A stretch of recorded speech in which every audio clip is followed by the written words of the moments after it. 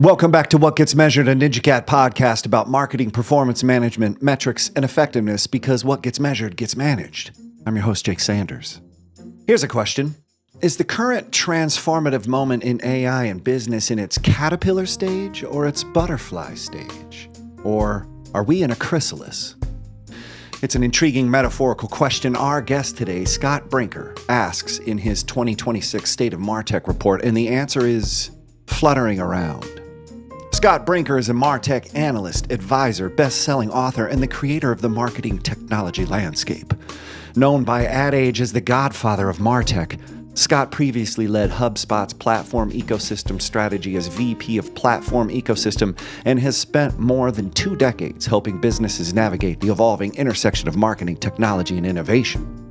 Today, Mr. Brinker joins the NinjaCat podcast for a discussion about the Chrysalis question, dominant variables, explanations on how AI creates new bottlenecks and blasts down silo walls, what new roles and responsibilities we might see in the agentic future, and how context has always been the key to the kingdom. If you're into AI, organizational psychology, metaphors, and commentary on how entire industries are rebuilding themselves in real time, you're going to want to hear this, so let's go. Scott Brinker, welcome to What Gets Measured. How are you, sir? I am good. Thanks for having me. Oh, it's one of those things. Before we hit record, I was like, can we get Scott? And yes, we got him. Back and forth in the scheduling. The Martech stack master, the guy who's been creating those things that you have to zoom into, he's here. You know what I mean? I'm not sure if that's considered a feature or a bug, but yeah. But, if you've been following Martech and all of these things, you know about Scott Brinker's work. You know about how he's up to date. And today we're going to focus on the latest State of Martech Report 2026. But before we get into it, I just wanted to talk about the way you marketed the marketing report. It's very meta, but there was no paywall. There was a companion Spotify playlist with humorous footnotes in the PDF. I laughed at the PDF. That makes me so happy, yes. Which I was like, this shouldn't happen. Plenty of cheeky metaphors, like really great poetic language, just plain good writing. It just felt like a joy to read.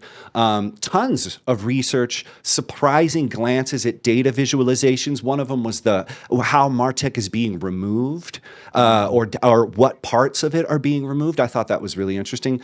Why did you give such a hoot about marketing this marketing report, and what's been the reaction?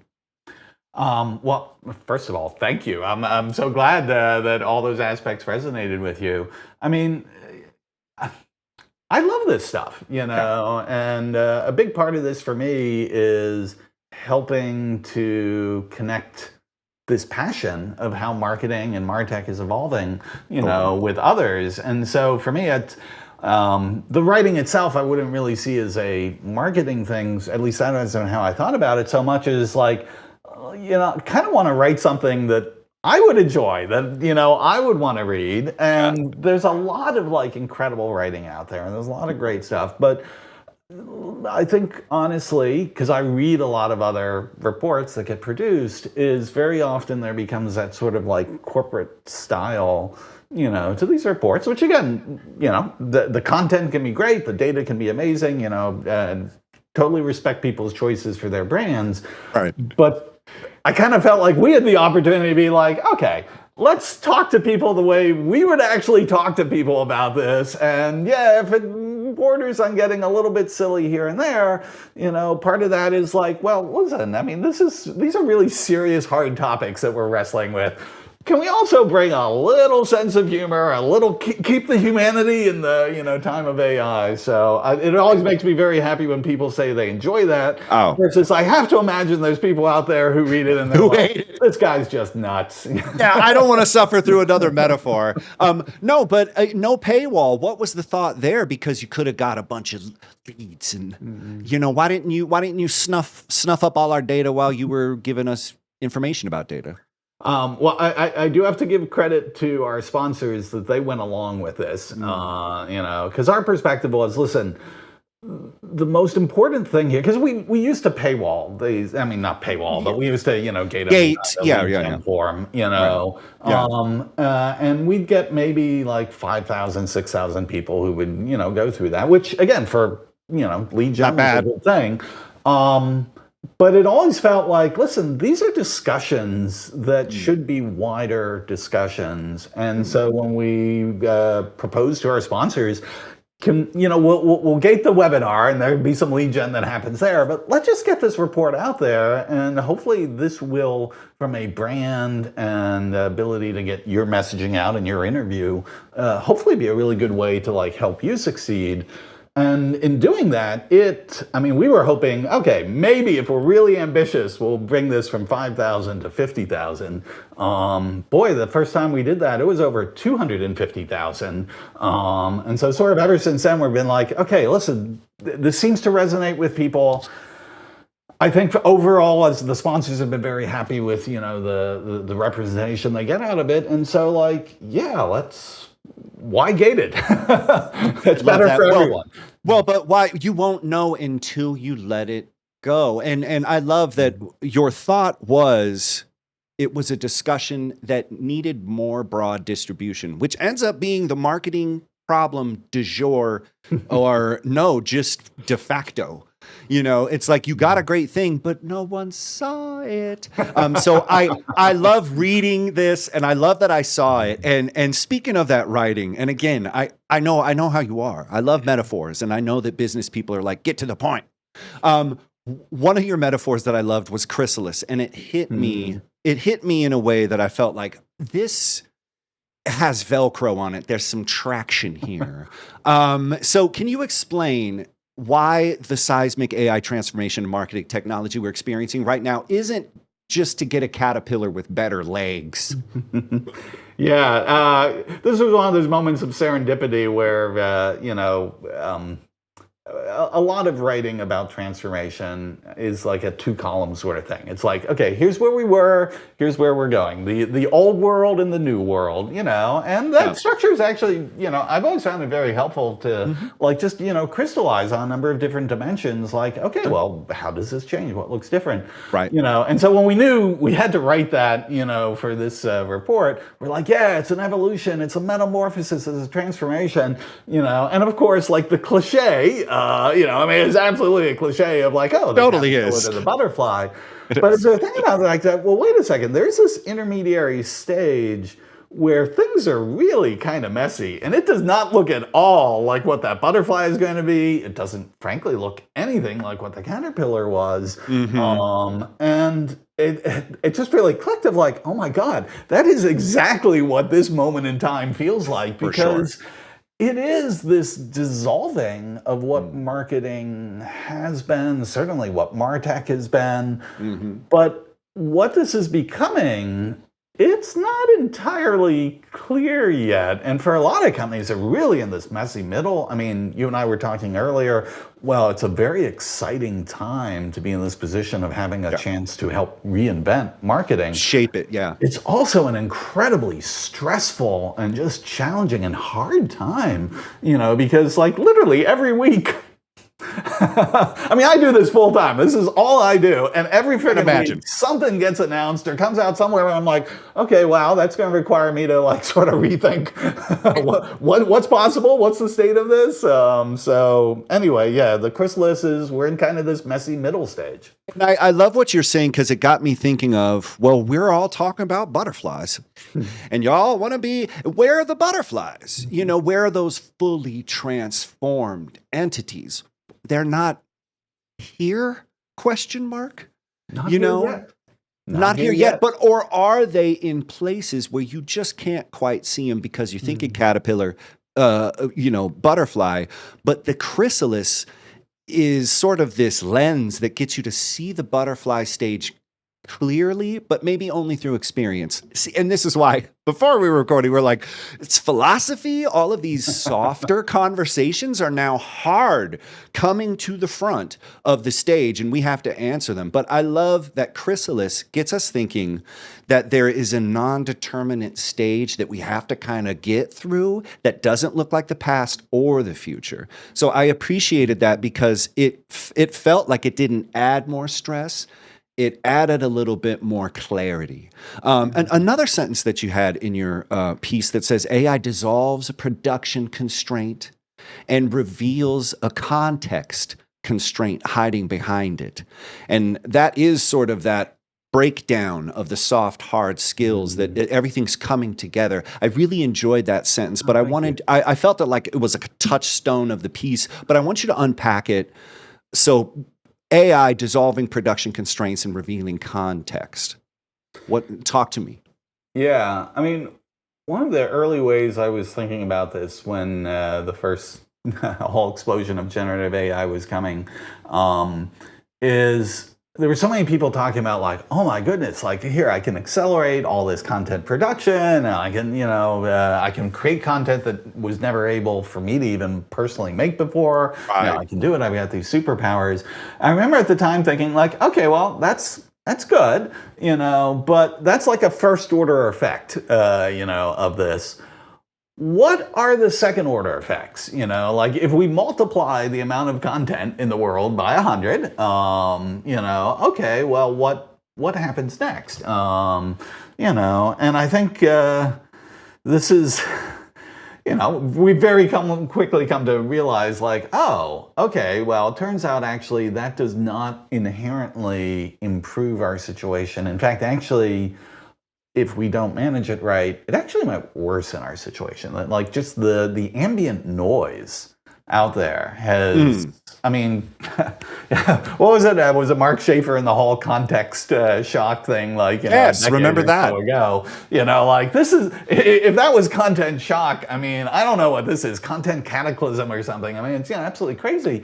And it's not that there isn't good content, but it's now like, because there's so much noise, if we don't have mechanisms to really be able to better match, the right content to the right moment for the right person, the content isn't helping. I think it's actually hurting. And so, great, I've got this whole production engine that makes all this new stuff possible. Now the question becomes like, okay, how do I actually deploy that and apply that in a way that's helpful? And I think that's what gets us in this conversation of context. And then context coming from other places, from the market, from inside, from the metrics, and so that context is this big thing. You've been saying it's I forget what it was, the age of context or the context golden circle. I have no idea. The composable canvases are blending together. Yeah, just way too many terms thrown all at you. You've been doing marvelously, so yeah. Well, thanks. But context is funny because I agree. Related to what we were talking about earlier, is this organizational maturity. NinjaCat just did a research report. We asked a whole bunch of marketing leaders how they were working with AI, adoption rates and all this stuff. And it turns out the orgs that have high maturity have high AI maturity because they already have context lanes defined, and tech isn't this new thing that has to change all the context. Do you think there is something about context? Because you're saying it's really important. Do you think AI is causing us to miss context more now because of that shock angle? You brought up Schaefer, and then I was thinking Alvin Toffler, the future shock, and then you're thinking, what is shock?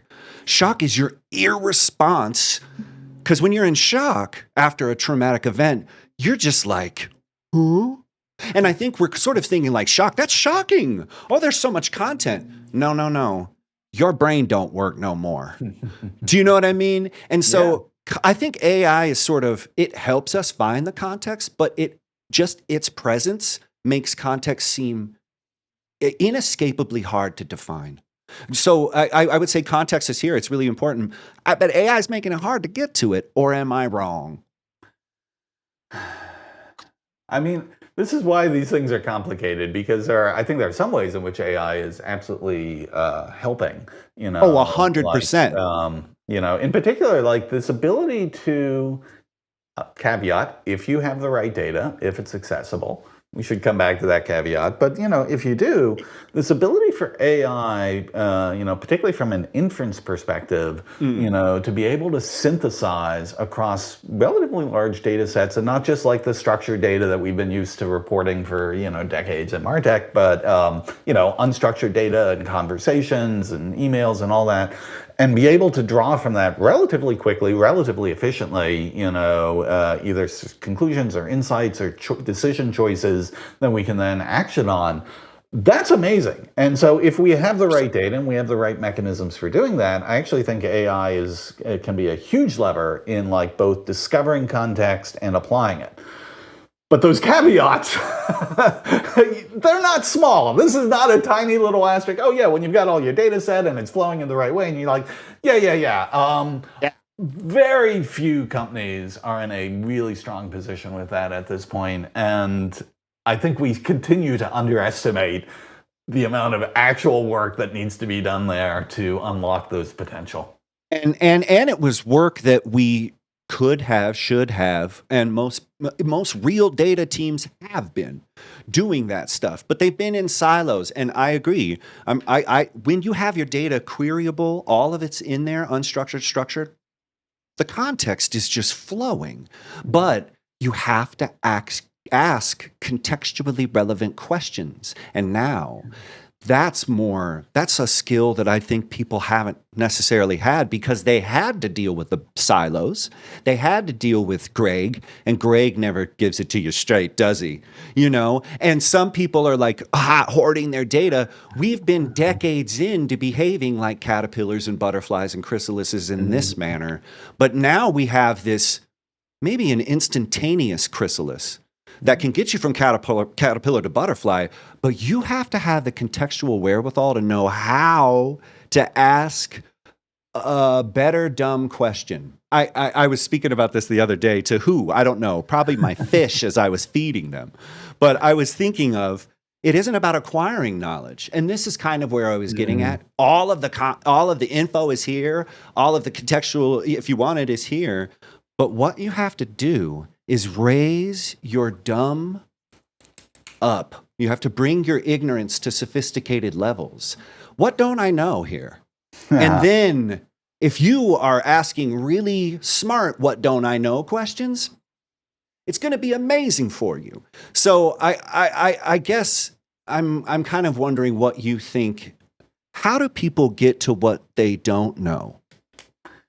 Yeah, I mean, my take on this situation is, I know this is probably ironic coming from the Martech landscape guy, but boy, if there's one regret I have over that landscape, it's that I think, for better or worse, it got people a little too focused on the tech and the tool side of it. And it's not to say that the tech and the tools don't have amazing things that they can bring to the world, but they are not the dominant factor in the success here.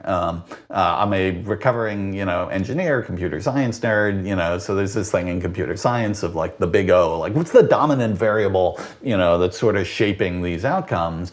And the dominant variable is not tech. The dominant variable is org. And in particular, I would say as a key part of that is even like the culture for it. I mean, this thing about like, I fully grant you, people need to learn a whole bunch of new skills about how to leverage this stuff and how to think with it. And, it is an evolving set of strategies and tactics, and it's going to take time to learn these and master them. Right. But I don't actually think it's the skill gap that is the biggest barrier there. I think it's that the culture of marketing particularly where we took it in the past 20 years of the digital world, is it got very focused on a set of, here's this journey and we control this and this is this pipeline and this is the metric. And if we do this metric here, that metric will be there, And again, I don't want to, not disparaging folks, there's a playbook that got developed and it worked. And, a lot of people did very well with that. Right. But I think that was a moment in time. And I think in some ways in that pendulum, we lost something about the larger mission, of marketing, and that, this is sort of very siloed, highly instrumented, arguably over-optimized, approach to marketing, versus this ability to step back and say well, wait a second. Can we synthesize, across this a very different way to approach our customers, our market, how our teams are running? And I think AI, the technology is actually making it possible for it to do us in ways that were never possible before. But what I see holding it back is in these orgs and the culture, the politics and the incentive structures and the things like this. They are not yet ready to let people actually operate that way. And until that starts to get solved, I mean, you can have all the tech skills and all this, and it's not actually going to get applied successfully. And I love that there's Mark Stoos is somebody I follow, former guest. Oh, Mark, I love him. Yeah, reality. That's the latest thing I keep hearing from Mark is reality matters. I'm like, okay, I'm here for that. I love that. But when he was on, he told me about the triangle, which was people, processes, and tech. And the shortest end of this triangle is always tech, peoples and processes. And I was like, oh, that just makes sense. But we want to have a sort of technical thinking. I think a productized version of a brain has taken place in marketers' heads. And we have a lot of if this, then that. We have a lot of binaries. We have a lot of context as a service as a software, blank as a blank. Is there just some disruption that needs to happen with the binaries and substitution thinking? Isn't the butterfly idea in your report the context as a service and value engineering you were talking about? It feels like that's more of a ride-along function with AI. It's a service with the software. It's not one and one. It's as a thing. It's with a thing. And do you think there's something here? Do you instead of that blank, blank, blank, what about with? What about conjunction? I mean, so the first part of what you were saying there resonates very deeply with me. The sort of very deterministic, if this then that structure. It's actually just what we were talking about too. Of we had kind of really optimized a certain flow. What marketers would call a journey. Whether the customers actually fully on that journey, the actual journey. That depends. But as far as we were concerned, this was the journey, and we had it very well instrumented, and we had all this very deterministic, if this then that logic around each steps. And again, for that moment in time, what that unlocked, I think it was great. But there were all these challenges with that. First of all is, you start doing that at scale, it becomes, talk about spaghetti code. It's not uncommon. I know you've seen this where people would come in and they're like, rather than try and fix your existing Marketo, HubSpot, Salesforce, we're just going to throw it out and start from scratch because that's going to be a lot easier and a lot cleaner than this. And I've been through that. Somebody just pulled their car over and started to cry because they were just seen so hard. Exactly. So anyways, so that's where we're coming from. What's fascinating is, these AI engines, they're not deterministic. They have a probabilistic nature to them. And initially, I think people are very scared about that. They're treating that as a bug, you mean I can't be guaranteed when I put in X, I'm always going to get Y. It just goes everywhere, right? You might get something Y prime, Y double prime, but there's going to be some variance. Right. But here's the thing, while that variance is... it's a trade-off. Well, all right, you have to be comfortable with living with some sort of variance. Ambiguity. exactly. That actually is a huge feature in the other direction of being like, okay, these things they aren't as fragile as the structured if this then else. That if something changes in the inputs or something changes in the environment, the AI actually more often than not can adapt to that. Like it's got a flexibility there that those deterministic rules never gave us.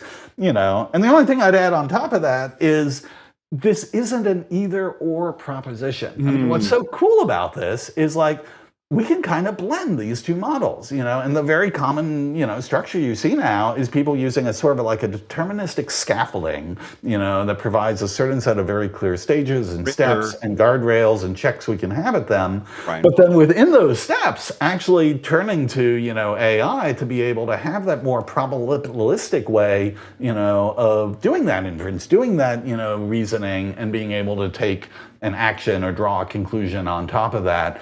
And it's a continuum, and you can kind of blend, across that continuum for any given use case. Do we need this to be more deterministic? Do we need this to be more adaptable, more experimental? I think that's one of the most awesome things, about like it's given us a whole new dimension in which we can, think about like how do we actually want our marketing operating system to run? But I'm wondering, we still have if this, then that decision tree brain, and it's being shoved into our face, and we're missing the forest. Like, it's killing me. We're like, human brains make decisions by looking at things and no, they don't. Look at the way you make a decision. Like, a lot of assumptions happening in marketing. Like, if you saw the message, you saw the webinar, you saw the thing, well, you're ready.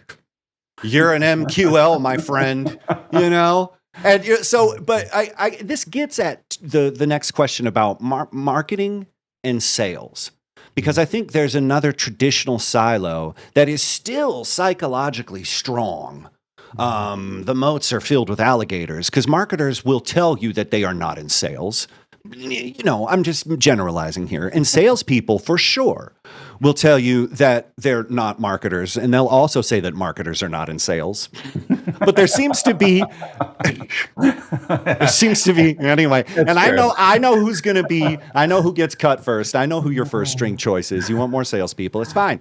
But there seems to be an inevitable shakeup that has already happened in smarter orgs that have embraced this go-to-market function. Like, it isn't sales. It isn't marketing. It's all of us. It isn't customer. It isn't support. It's everybody. So, but let's be real. I still think those defensive walls are up. I think there's human behavior and territorial thinking. And there's an assumption about how AI is going to melt those walls, and if marketers have the keys or sales or vice versa. Is there a chance that silos could be hard-coded with AI? Like, is there a way for... Like, I love that it's a go-to-market function and everything, but what's to stop somebody from going in and changing the attribution of the pipeline? I just kind of see like marketing and sales, they could come to this beautiful land before time where the leaves are and all the dinosaurs are living together. Or we could keep fucking fighting and use this technology to say, like, man, I get sales. I get paid to book things and slap MQL stickers on things. But marketers are like, I don't get commission for anything. So is AI going to break this up? Or I just see the territorial angle between marketing and sales. I want it to be, we're all friends. We're on the same side of the coin. But people don't feel like that even today, right now. So AI's here. Is it helping? Well, I mean, what we were talking about earlier, like, what's the dominant factor? Not the technology, it's the org, it's the culture, and if you have an incentive structure, that salespeople are going to optimize for different incentives, than marketers, you can have all the AI technology in the world, and unless I don't know, maybe it's like Arnold Schwarzenegger, the Terminator or something, like nothing's actually going to change how that organization behaves.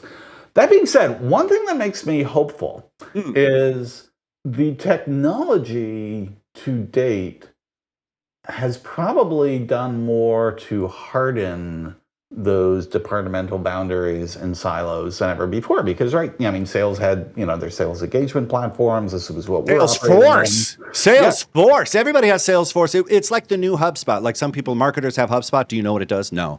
Salespeople have Salesforce. Do you know what it does? Yeah, no, I mean, well, we have it. So different tools, and they were generally very siloed, and like sales could run things in their environment, marketing could run things in theirs. And it was actually, I mean, I feel a little bit bad about this because the work I did, HubSpot, for 8 years, I was trying to like help bridge the integration universe and the connection. I'm on HubSpot. I'm on HubSpot. I love that shit. Anyway. So yeah, I mean, again, like I think we made progress as an industry, but still, it wasn't perfect. It was actually very hard to get data, from, marketing systems to sales. Is it the org, Scott? Like that wasn't your freaking problem, man, to solve? Like you just said, it's the org. I did my best, my friend. I did my best. Well, I mean, I wish Scott would help us. I wish Scott would help us being territorial, little piecemeals like this is mine, mew, mew, mew. Of course. But do we want the whole business to win? That's where I think leadership needs to kind of. But here's the thing. This is what is so cool.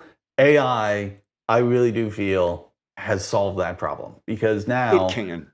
You have, like, when people have Claude or ChatGPT or Gemini or whatever, almost all of these vendors have finally, agreed, like, okay, we're going to have to expose our stuff here through MCP or whatnot. And so now you can have a marketer, you can have a salesperson, you can have anyone come in, they come into Claude, they connect to these systems, they can ask the sort of human questions that actually were the things we all really wanted to understand, like, okay, what's actually working here? And like, where are we at with these customers and what's going on? Yeah, right. And because the AI sort of hides the systems below its interface, I think we're finally in a position where, like, okay, we can no longer have the excuse that, like, oh, we're siloed organizationally because, the technology just never integrates. So we can the AI has now sort of solved that, integration. I mean, not perfect, but pretty well.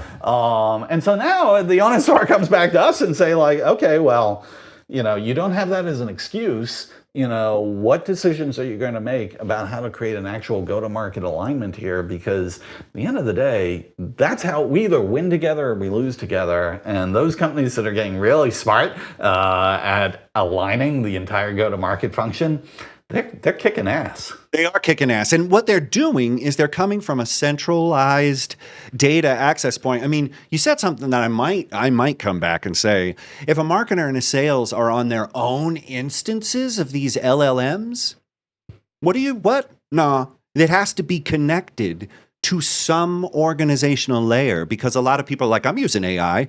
No, you're not. You're raw dogging something in Gemini on your spare time. It's not quite the same. What's your thought on how do people get onto a centralized layer of data? Like, because that was the original problem anyway before AI showed up, kids.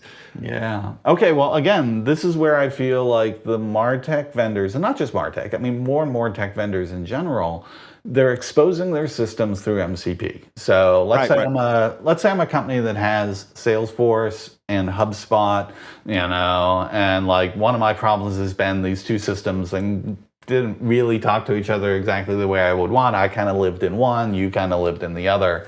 Real. Well, now, with, I get Claude. Claude connects, an MCP to Salesforce and HubSpot. And now I'm able to start asking questions that I'm not even thinking about, like, oh, is this in Salesforce or is this in HubSpot or is it in something else? I'm thinking about, like, what is it I actually want to know? Like, and can we have a discussion around this?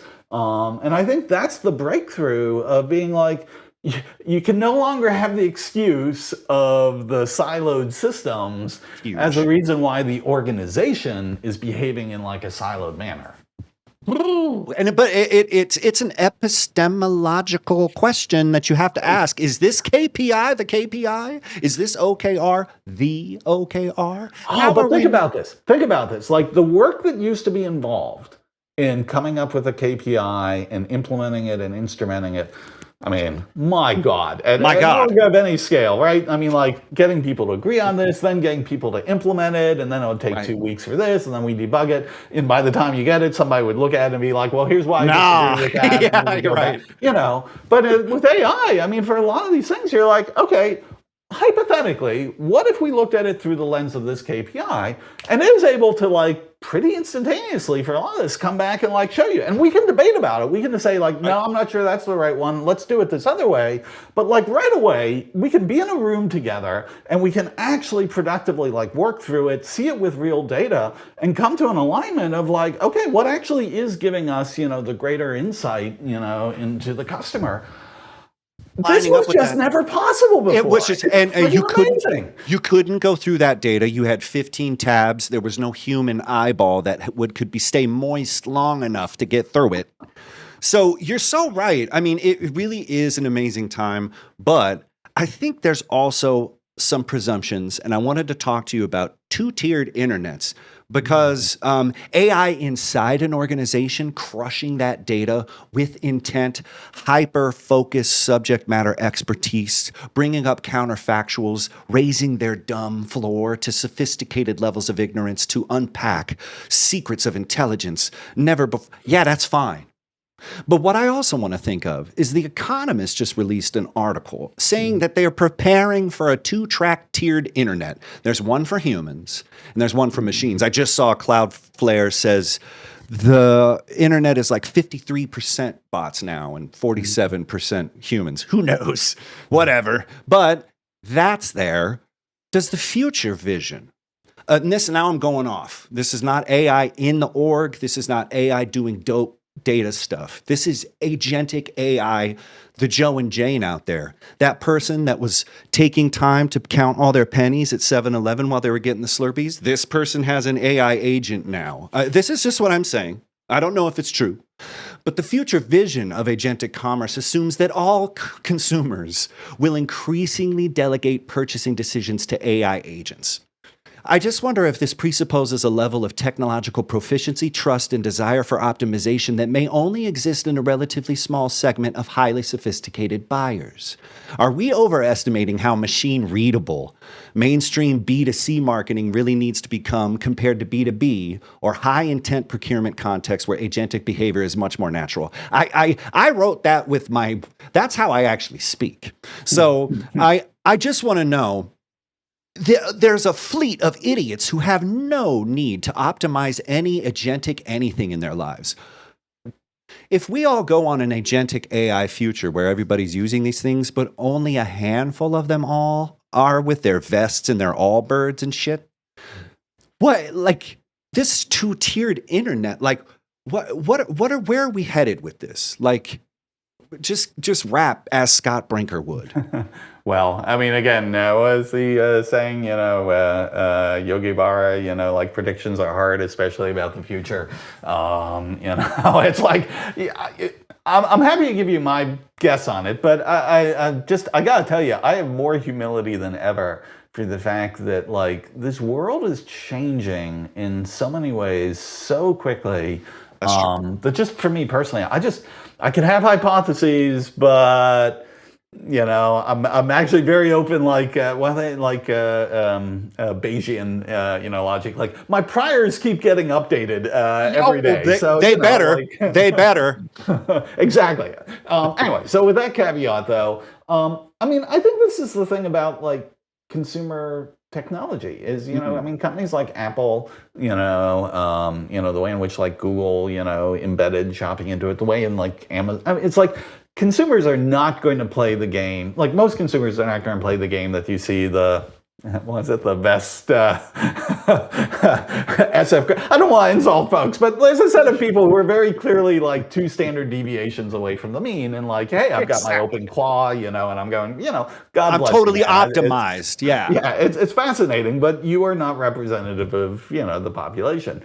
Right. But that being said, I think you're just going to see so much of this agentic technology embedded into consumer experiences that the consumer isn't going to be thinking of oh, here's how I'm optimizing my agent, and these are the skills. I don't know, maybe they will, but I doubt it. But I think what you're going to see is companies like Apple and Google and Samsung and all these folks embedded in a way that makes it very accessible to the average consumer. But behind the scenes, it's still it's going to be pretty sophisticated, buyer agentic interactions with sellers. But just what you said, just like what you said with marketing and sales and Salesforce and all of those MCPs and stuff, all of those integrations, the benefit, maybe not benefit, but there is a psychological benefit of having the stack hidden, like having the agentic layers hidden. Yeah. They are just embedded in the thing. Of course, it's doing its amazing thing behind. So it isn't really anything new here. I mean, you hit on this because I was like, I just can't imagine these people that I see driving their, whatever. It's just questionable cars with accident damage on them. These people are going to optimize AI agents to get better. No, they aren't. They can't even fix their car. They're duct taping their windows. Come on. Yeah, But yeah. I mean, they will use these And they will- agents in a way that makes it easy for them.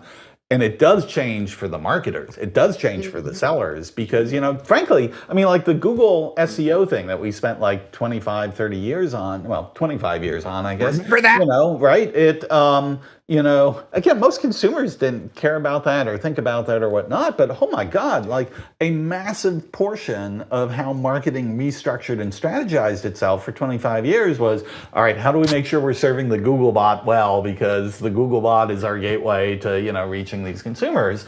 Well, now, instead of just one Google bot, we're going to have this like absolute plethora, of all sorts of different kinds of agents. And it's going to become marketers' responsibilities to like, how do we make sure we're serving those agents well? Because they are the conduit to reaching the audience that we want. And the fact that the audience that we reach doesn't give a shit about like the plumbing and the conduits to getting there, it doesn't change the fact that like, no, that actually there is a behavioral change, there's a channel change, there's a strategy change. And I suspect it's going to happen faster than any of us would ideally like if, we could take a vacation. Yeah, no, there are no vacations. There's no breaks here. No, but what you said throughout this whole thing is landing on a picture of the Chrysalis moment, the switches that are happening, the gifts that are being given to us, and sort of the organizational awareness. I think it just has to be more relationships. And then if you're really hip on those things, well, you can use a calculator or AI or whatever, but you're going to have some strength because you're coming from a place. And your State of Martech, I mean, the takeaway for me was that the bottlenecks that were holding us back are kind of gone, because the tech just shot it out of the sky. So now we have different bottlenecks, and they're organizational, they're much more metaphysical, they're softer, but we have hard ways to fix it. So if, please download this report, but if you had to give one piece of advice for someone who's newly walking into the caves of Martech for the first time, what would you tell this person? Go back.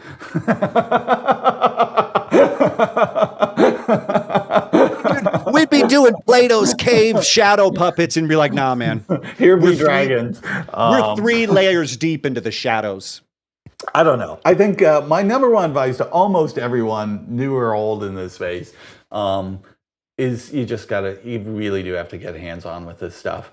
The changes are so different. The mental models are so different, and you can listen to podcasts, you can read articles, newsletters, you can go hear people present on stage, and you should be listening to this, but that is not ultimately how you're going to master this. The only way you actually develop a true intuition with this stuff is you have to get into the mud, and you have to get hands-on with that. And a lot of the people you see who are now on the frontier of this evolution of go-to-market, with AI, they started a year and a half back of playing around with this, and okay, this didn't quite work, but let me try it this way, and oh, now there's this new model, let me retry it, what can I do here with Claude Code? Maybe that's too scary, let's try Claude Code work, but they develop this intuition, and it is one of those things, it's It's a little bit like the Gartner hype curve. Actually, it matches a bit of like, the learning curve of like, oh, wow, this is going to have all these possibilities. I know. And it's like, oh my God, this is so hard. I suck at this. I don't understand it. And then eventually, if you like just keep pushing through, you get to the other side where you're like, okay, I actually truly get how to use this and what it can be useful for.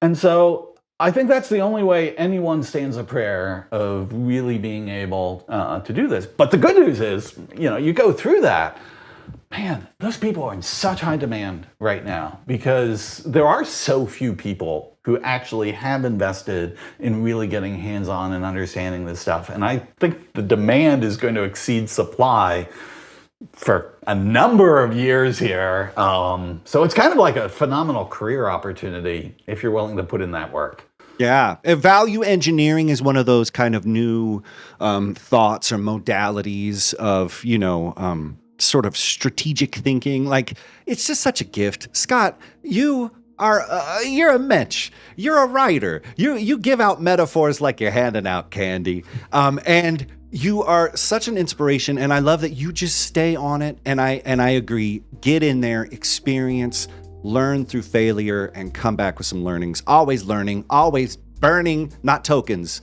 but glucose in your brain. Man, people want to connect. Download this State of Martech Report 2026. But if people want to connect with you online, how can they do that, Scott? Yeah, you can come to my site, chiefmartech.com. That's Chief Martech without the H at the end. Brilliant branding decision, terrible branding decision, you be the judge. I think you already have made your call on that. But yeah, then you can sign up for my newsletter or reach out to me on LinkedIn. But yeah. Cheese or chocolate? Are you ready? Okay, let's do it. Cheese or chocolate? Cheese. Yeah, cheese. Well, I'm a cheesy guy. What can I say? No, oh my God, he is.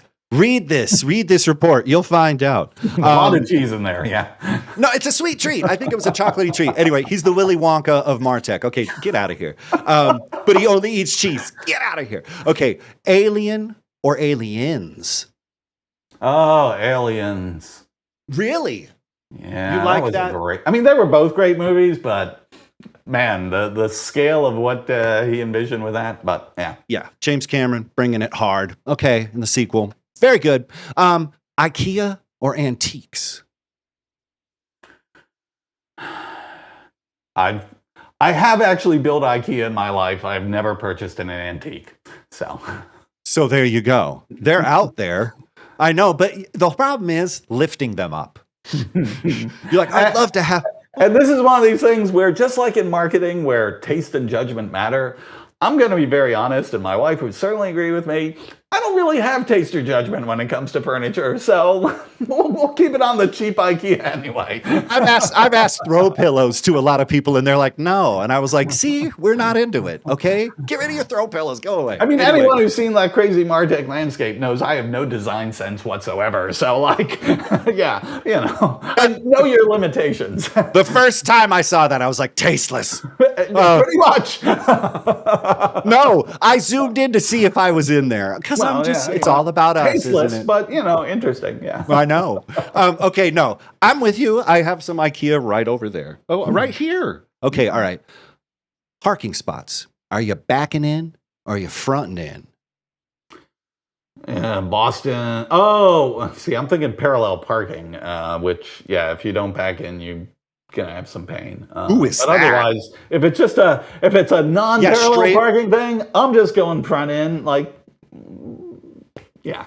That's fine. That's fine. No, some people have real opinions about this. Okay. No, I can imagine. Because I'm usually sitting behind them while they're trying to make those decisions in the parking garage. And just I'm like, staring at them. Can't we just optimize for efficiency here? Because, you're going over the billiard table. Like if I go here, just park the car. Okay. Blank canvas or silent space?